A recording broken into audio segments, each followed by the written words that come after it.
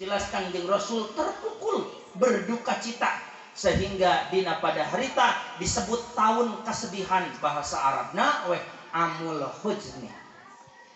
Allah Subhanahu wa taala anu jadi Rabbil alamin, anu Rahman jeung Rahim, moal tinggal diam ninggal ayeuna hambana anu dipika cinta ku mantena jeung nu cinta ka mantena aya dina kaayaan sedih, sehingga cek para ulama kira-kira gampang nama kieu proses Isra Mi'raj yang pertama untuk Rasulullah adalah proses pariwisata jangan bubungah supaya Kangjeng Rasul bisa mopohokeun kana kasedihanana.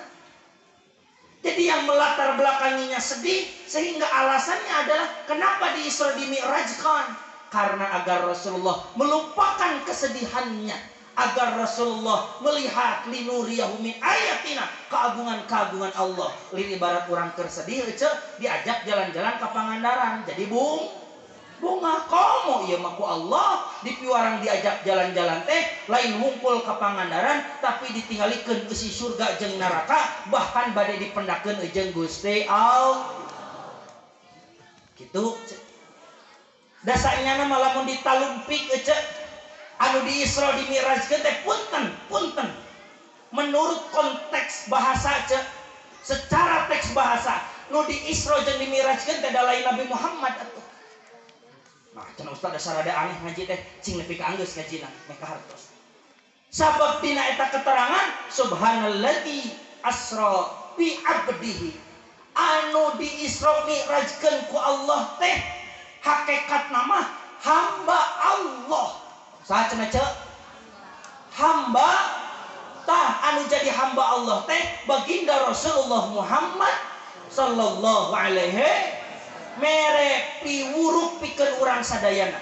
Dalamun Allah bade wungkul ngaisrokeun Kangjeng Nabi Muhammad kinten-kinten langsung we disebutkeun namina subhanalladzi asra bi Muhammadin. Kira-kira gitu.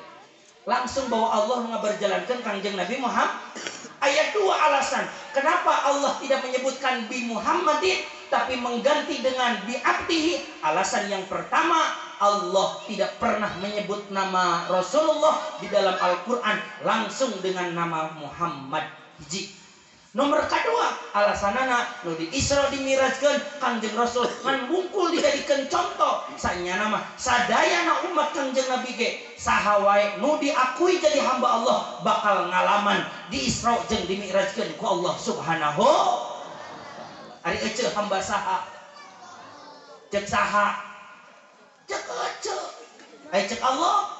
Tuh, abdi menireuwas nyeblak mah manawi teh gadis make kerudung kayas, pek ibu-ibu ningan sini.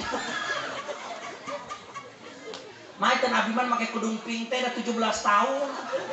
Lain 71 tahun. Abi teh aya nu make kerudung pink ajengan. Manawi teh rada ieu da campernik leutik. Pek teh ini geus leutik. Mah, jeung make kerudung pink atuh geus kolot mah. Paling banter bodas.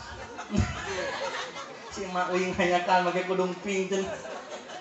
Masing panjang yuswanya, sintong maut-mautnya. Alim, hoyong maut, atuh sok maut. Jadi hakikat nama saha wae oke, lamun bisa mencapai predikat hamba Allah bakal ngalaman di Isra jeung di Mi'rajkeun ku Allah Subhanahu. Apa anu jadi permasalahan begitu ku abdi taros punten bapak-bapak dupi bapak hamba saha diwanar ku bapak tegas hamba Allah.